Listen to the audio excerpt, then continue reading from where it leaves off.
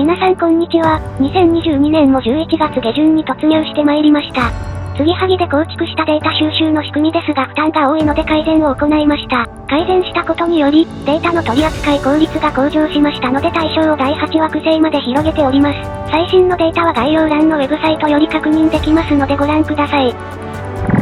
そして、少し気が早いですが時間が取れるうちに2022年のデータを指揮官視点で色々な視点でまとめましたのでご報告です。まずは、ランキング上位に位置する最強指揮官たちの2022年の成長度合いをグラフで確認します。次に、第8惑星まで取得範囲を拡張し、ランキングの入れ替えがあった部分を確認したいと思います。そして最後に追加された惑星で、どのような惑星平均となっているのかを報告させていただきます。まずは、データの抽出範囲を再度確認しておきます。扱うデータは、各ワールドのトップ8の各種ランキングデータが対象となります。そちらを最大250ワールド分かき集めた2000人が取り扱うデータとなります。また、トップ20を求めるにあたり上位100くらいまでにランキングしたデータに絞り込みます。これは、時系列で確認する場合、最低でも100位以内に入ってないと対象に入らないといった具合になります。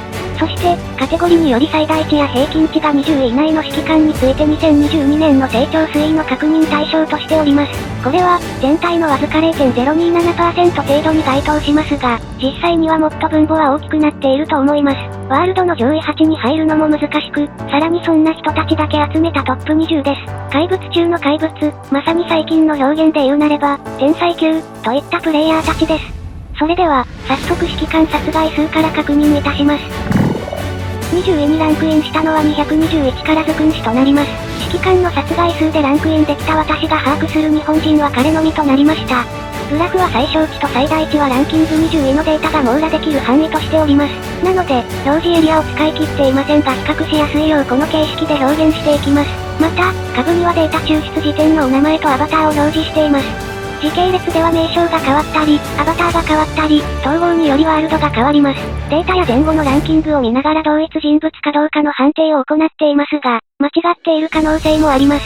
親しい人であれば、状況がわかると思いますのでその手がかりとなるそれらの情報を掲載しております。また、最小値と最大値の幅を、上昇値としても表示しております。例えば、ズクン氏であれば去年11月19日から今年11月18日までに403メガの殺害数が上昇したという見方となります。恐ろしいほどの上昇値だということがお分かりだと思います。続いて、132の韓国の方です。アバターと名前が似通っており、OCR 自体がハングルを苦手とするので難しかったです。上昇値自体は、110メガ程度となります。続いてにより C4 メガ市となりました。4月に統合が発生していますが、すべてのグラフに記載してるわけではありません。統合により、元ワールドから移動した場合のみ記載しております。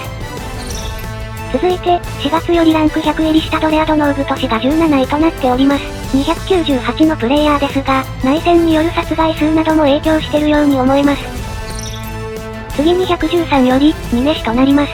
3月にお名前が大きく変わっているので、アカウントの引き継ぎがあったのかもしれません。また、直近3回のボイド結果には、ポイント獲得数としては8位までにランクインできていません。過去に獲得した殺害数が主な理由でランクインした形となっております。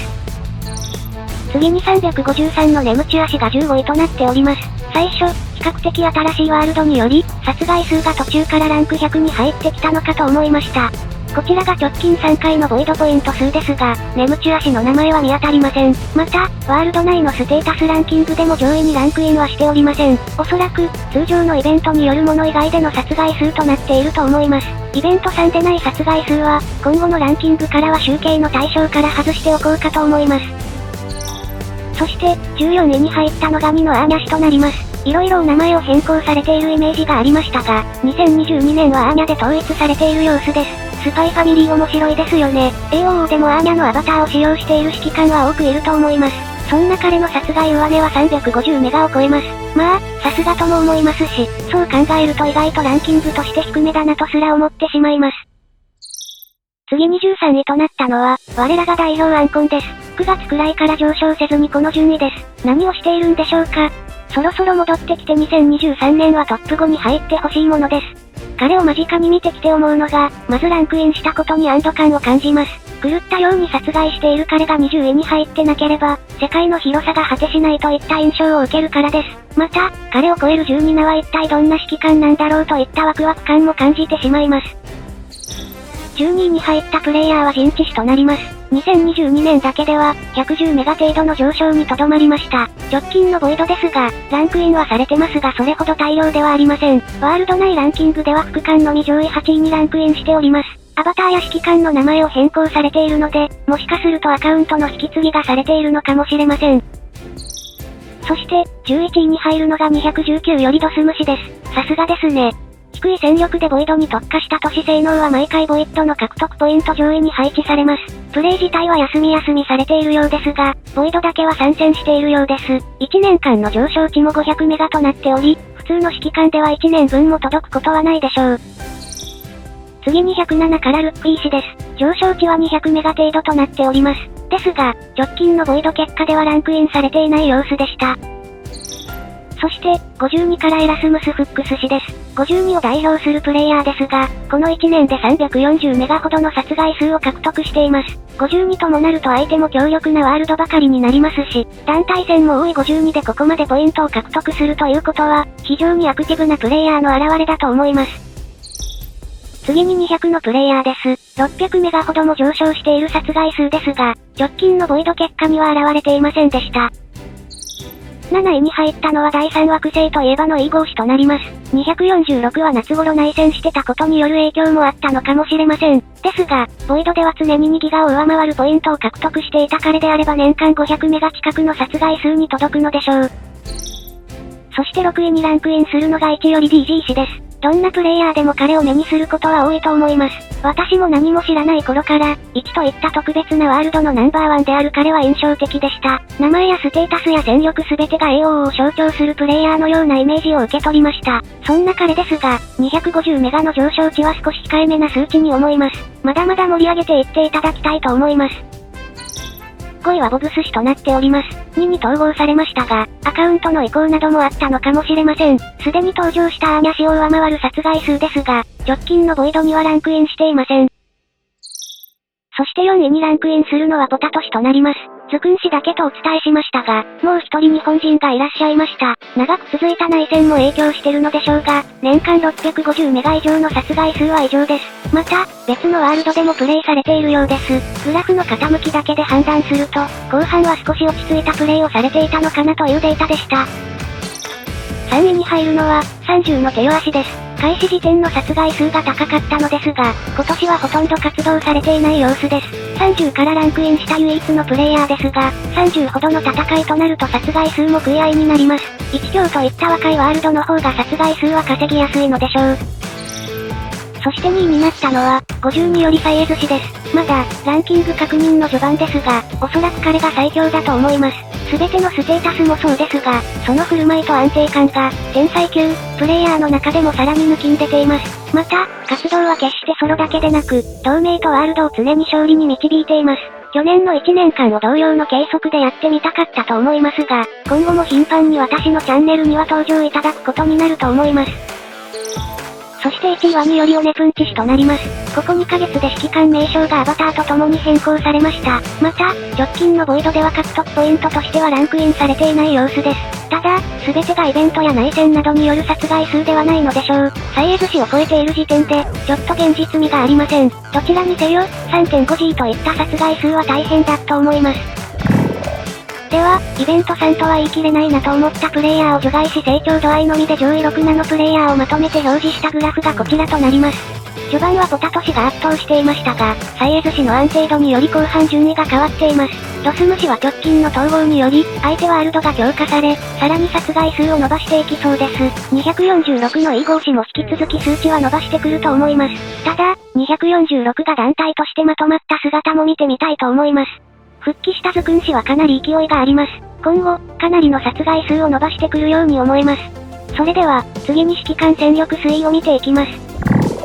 何人か劇的な成長を遂げていましたので、そちらを中心に触れていきます。まずは274よりスクイッド氏が20位となっています。かなり前の275時代にアカウントは一度引き継がれていると思います。ワールド間のフレンジー初戦が対戦相手だったので覚えていますが、とても防御が優れた年でした。次に19位が263のズスライエア氏です。見た感じ、恐ろしいアバターですがとても良い人だと聞いています。1年で戦力を120メガほども伸ばしてますが、他のステータスも相当です。内戦も終わりましたので、またワールドとしても徐々に力をつけていってほしいと思います。そして18位に入るのが151のアラ所属の方です。凄まじい急成長ですが、春からだけでも200メガ近く戦力がアップしています。今後、活躍に期待したいプレイヤーだと思います。直近のボイドでは8位以内には入っている様子です。そして、殺害数の方でも登場した298のドレアドノーグ都市です。直近1年で120メガ程度の戦力を上昇させております。16位は99のブッツよりラスカル氏です。ブッツは非常に活発な同盟となっております。直近のボイドのランキングでは確認できませんでしたが、250メガオーバーの戦力の心理的影響は大きいでしょう。そして、246のファン氏です。OCR の抽出がうまくされなかったので、ファン、果て打ちしております。申し訳ございません。この付近は軒並み100メガ程度の上昇となっております。現在300メガに届く彼ですが、いつぞやのカオスかフレンジーで52に燃やされています。以前より、都市単体の防御性能が落ちたような気もしますが、それでも彼の都市を燃やせるワールドは少ないでしょう。次に14位が299のカイアシです。130メガ程度の上昇となっております。さらに直近の傾きが大きいため、今後も成長していくのではないでしょうか。次に309より黄色い鳥氏が13位です。309はもともと強かったですが、現在かなり調子を上げています。彼の存在も大きいのではないかと思います。また5月以降の戦力上昇が非常に大きくなっています。400メガのトップクラスに迫る成長をしていくのではないでしょうか。そして、30よりウクド氏です。30クラスのワールドは300メガあっても安心はできませんが、対戦相手にとっては厄介な年だと思います。今後も成長をしていくような傾きとなっております。そして11位に293の綾鷹氏です。成長度合いが100メガを切っていれば、やや少なめかと思わせる内容が続いていますが、もともと200メガオーバーであった彼の年は300メガに届きそうになっています。ワールド戦力的に、第1第2惑星との対戦にはならないでしょうし、しばらくボイドで彼が恐怖を感じる状況も少ないのではないでしょうか。10位263のポタト氏です。先ほど確認いただいた殺害数を確保しながらのこの成長度合いです。そんな活発な指揮官の戦力が現在300メガとなっており、対戦相手としては心が折られることになるでしょう。そして、9位にズクン氏です。復帰後の成長が目立ちますが、伸び率としては70メガ程度にとどまっています。第3惑星2回目の統合が開始されましたが、序盤に統合した221もそろそろ意識し始めているのではないでしょうか。前回の大量統合後、しばらく次の統合まで時間が開くといった情報も聞いてますが221の統合相手は気になるところです。次に30の後継氏が8位にランクインしています。3月以前の名寄せは少し失敗しているかもしれません。30自体、100位にほぼランクインしていることと、同盟や指揮官名称がしょっちゅう変更され、さらにアバターも変更されてしまうので、かなり状況を確認することが困難でした。5月に一度戦力が低下しているのは、ボイドで攻撃を受けてしまったためだったと思います。その攻撃も、現在なかったかのような300メガといった戦力に達しています。そして、同じく30から韓国のプレイヤーがランクインしています。30はモンスター揃いです。その中でも、彼はアバターを同じものにしてくれてたので確認がしやすかったです。ありがとうございます。30を象徴するような BP ですが、グラフの傾きからするに今後も成長を続けるのではないでしょうか。そして、注目したいのが157よりスマップワー氏です。この1年での成長度合いは、230メガを超えています。現在では350メガに届きそうな勢いですが、今後も成長し続けそうな勢いです。また、直近のボイドではすでに大きな成果を上げています。おそらく、今後の集計でも頻繁にお名前を見ることになりそうです。5位は52よりサイエズ氏です。春に最大値となって以降、徴兵にはそれほど力をかけてない様子です。それでも90メガほど戦力は上昇しています。他のプレイヤーが400メガを超え始めれば、また戦力を上げてくるかもしれません。次に1より DG 氏です。ずっと高かった戦力はじわじわと成長を続けています。10月の集計では、フレンジーの火を拾ってしまったのかもしれません。OCR のエラーではなく、実際のキャプチャが200メガ前半の値を捉えてしまっていました。おそらく、今後もこの順位はキープしてくるでしょう。そして、2のアーニャ氏です。可愛らしいアバターとは裏腹に350メガを超える戦力をキープしています。上昇値は120メガ程度ですが、伸ばそうと思えば伸ばせるといった具合でしょう。この付近の層は、ボイド対戦相手が限られているので第2第3惑星の統合が進みもう少し接点が増えればより盛り上がるかもしれません。次に246の E 号詞です。プレイヤーは入れ替わったりしているのかもしれませんが、ステータスはカンストをキープしています。1年で120メガの戦力を上昇させ、400メガ付近まで上昇しております。そしてナンバーワンは373のラム氏です。第5惑星といったスタートですが、現在では400メガ付近を維持しトップとなっています。293の綾鷹氏同様ですが、もうしばらくはボイドで燃やされるような対戦相手が選択されることはないでしょう。暴れ回っている動画を編集するのも楽しいだろうなと思います。そして、殺害数同様、伸び率のトップ6をグラフにしています。最大値と最小値の差異となりますので、後継詞に限っては若干意味合いが異なるかもしれません。やはりスマップワーシと、アラ同盟の方の成長度合いが目を引きます。他のプレイヤーの伸び率も凄まじいのですが、もともと異常でした。それでは、グラフ的には最後の副艦戦力を確認します。まずは、309の黄色い鳥氏が、11メガオーバーといった現在値となっています。副艦の実装も相まって、副艦戦力の上昇値だけで 3.7 メガとなっています。実際10メガを超えれば、あとは課金効率が悪すぎる世界なので放置してもいいと思います。そこをここまで伸ばせるので、タイタンや島などもえげつないことになっているでしょう。19位の方ですが、名寄せに失敗しているかもしれません。30の後継詞との関連も気になりますが、もし間違った別アカウントを統合してたら申し訳ありません。次に52よりエラスムス氏です。2.7 メガほど上昇しています。かなり前から確認してましたが、彼のステータスはとても洗練されています。星6厳選し続けていそうなので、さらに改善されていることでしょう。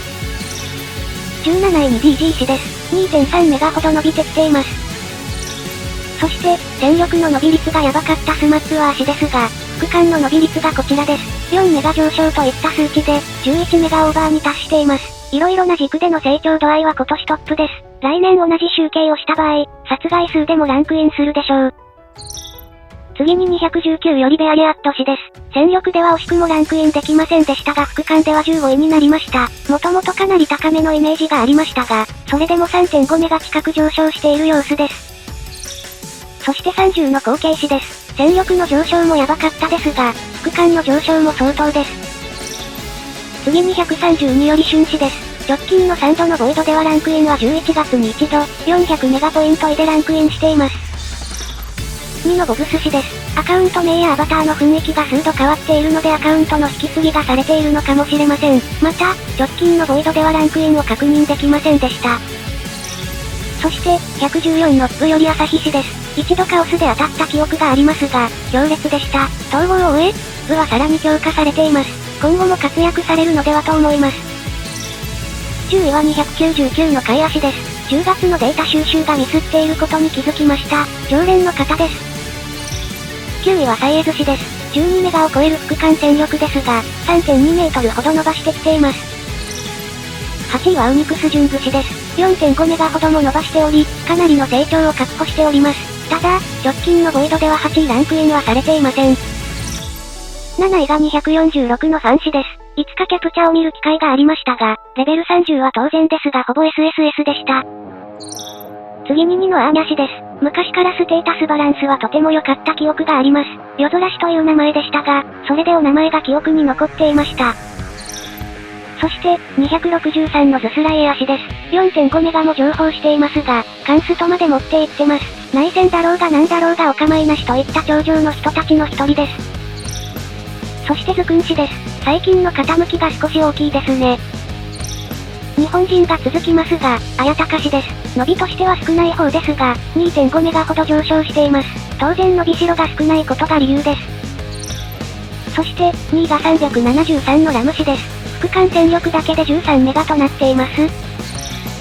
そして1位が第3惑星より E 号氏です。ダメダウンを選ばない厳選は印象的です。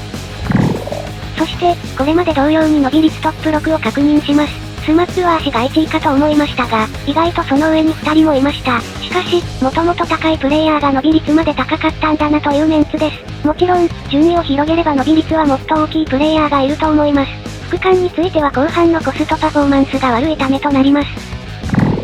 さて、次は第8惑星まで広げた結果、現在のランキングのみを確認します。まずは戦力40位から21位です。第7惑星以降のプレイヤーは30位にランクインした1人だけです。そして、20位から1位がこちらです。あれって思いますよね。そう、現時点でトップは第7惑星のボッス氏です。ビグという同盟だからボスにしたのか、名前と一緒に同盟を決めたのかは気になるところですが、ポイントはそこではありません。戦力はなんと2,500メガ以上突き放して500メガに到達しようとしています。ボイドは現在674まで進行していますが、初戦の戦力はいくらだったんでしょうね。300メガはありそうですが、最初の対戦で2、30メートルがトップといった流れで300メガいたら相手がどう思うか考えたことがあるのでしょうか。今後はボイドの結果も集計対象になりますので楽しみです。続いて副艦下外40、21位です。こちらの第7惑星のランクインはありませんでした。副艦の場合は厳選という運要素もあるので限界があります。おそらくはそれが理由だと思います。20位から1位ですが、こちらにも当然入り込んではいません。ちなみに、100位以内には3名がランクインされていました。先ほどのビグのボス氏はすでに10メガオーバーです。しかし、戦力でランクインしてたグレアット1氏がさらに上位に位置しております。594のモアビウス氏含めこの3人は要注意になると思います。殺害数も念のため見ておきます。40から21位です。そして、21位です。当然ながら第7惑星以降ではランクインできません。伸び率であれば面白かったのかもしれません。ちなみに100位までにもランクインされている方はいませんでした。最後に惑星平均について触れておきます。まずは指揮官戦力の平均です。第1惑星について、集計間違いかなと思わせる内容です。ボイドの時には上位96人でカウントして55メガ程度でしたが、上位8人となると160メガもあります。第7や第8惑星も若干統合されているワールドはありますが、戦力は綺麗に惑星順となりました。では1年でどういった変化があったのでしょうか。こちらが1年前の数値との比較です。1年前は第5惑星までしか取得できていませんでした。成長度合いと統合による惑星の圧縮度合いが影響しているのでしょう。どの惑星もほぼ倍の数値となっておりました。具体的に抽出対象となった都市数を表示しておきます。例えば、第1惑星であれば104都市が対象となってたものが、48都市まで圧縮されたという見方となります。続いて副艦戦力の平均値がこちらです。こちらは最初から比較モードで表示しております。第3惑星でも平均8メガを超える数値にはドキッとさせられます。そして殺害数がこちらです。こちらは、時系列で蓄積される系のデータですので、伸び率で比較した方が良かったかと思います。こちらも第3惑星平均が320メガもあるのか、と思ってしまいました。長くなりましたが、本日のご報告内容はここまでとなります。島やタイタンのデータの収集も始めました。また、表示されている URL よりご確認ください。第7惑星以降がランキングに入り込んでいます。また、同盟についても別の動画で作成するかもしれません。ご視聴ありがとうございました。